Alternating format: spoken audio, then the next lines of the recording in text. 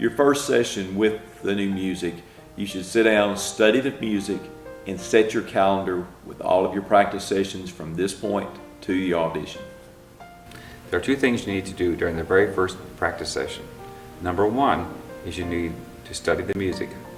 Take a look at the music and see what you're up against. What has the composer put in front of you that you need to master? And secondly, you need to look at your calendar and ask yourself the question, how much time do I have to do what I need to do? And from that, you begin to make decisions as how to proceed. When first looking at a new piece of music, there are a few things that I always try and do. The first thing I do is check the key signature. What's the key signature? Key signature. The key signature.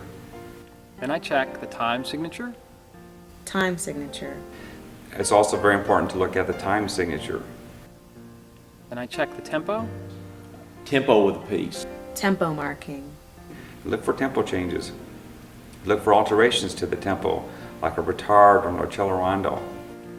What's the form of the piece? Are there any repeats? Is there a roadmap, da capo? Articulations. Look for the articulation marks, and particularly for patterns, and more importantly for patterns that change.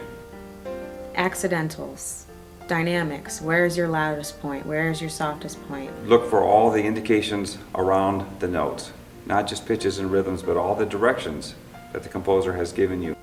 Then I will go through the piece quickly with my eyes to see if there are any spots that look particularly difficult, and if there are, I'll spend a few moments on my instrument fingering through them and seeing what is this going to take technically to play.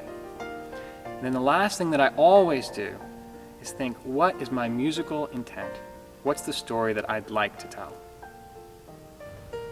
The judges want to hear the most musical performance that's possible on that piece of music. In most cases, they've been sitting there maybe for hours listening to the same etude over and over and over, and they're wanting to hear someone come in and play not only technically 100% correct, but with best quality of sound, dynamics, musicality. They want to hear your performance, and you need to think of it as a performance when you go into play.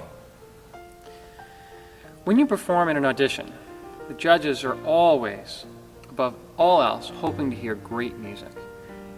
Always keep in mind that the judges want to hear you play really well. They're rooting for you. They're on your side. If you can keep this in mind, I think it will really help you to have a successful audition. The judges are wanting to hear music. They are wanting to hear the best possible playing they've heard in their life. Being a judge is a very difficult thing, and after hours and hours of hearing people struggle with their instruments, they really want to hear someone play great.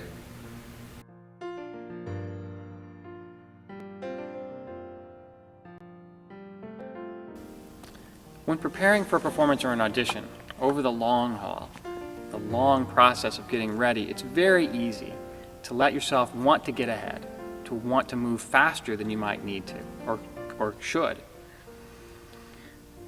My opinion about this has always been, enjoy the small victories. If you're able to play tomorrow 2 metronome markings faster than today, that's a victory, and you should feel great about that. When I'm practicing my best and getting the most out of my time in the practice room, I'm able to give myself a feeling almost like performing, a tingle up the spine, or some real feel of just joy and victory at having succeeded in learning something that I couldn't play the day before. Stay patient, stay focused, enjoy your small victories.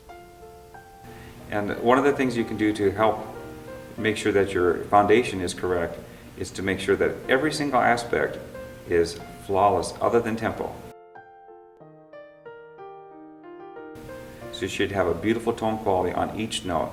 Each note should be in tune at exactly the right place.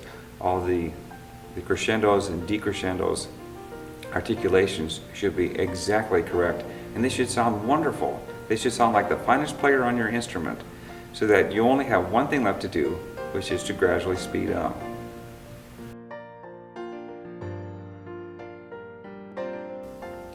When performing in an audition, you're bound to hear your competitors playing in the room next to you or across the hall. When I find myself in these situations, it's very important for me to stick to my own routine, to remember that I am my own worst critic, and I am competing against myself in the music. I'm there to make my own performance and not worry about what my competitor's doing. If I'm prepared, if I've done the work, if I've practiced properly, I will have a great performance.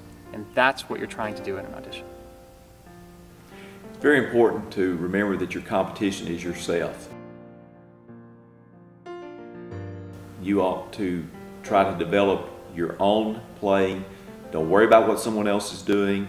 They may be a little faster than you are at that particular point in time. Follow the plan and you'll get where you want to be.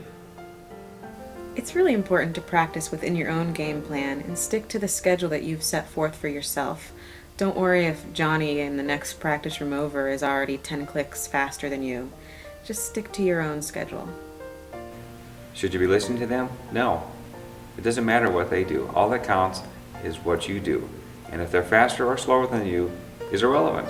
You need to practice what you can do.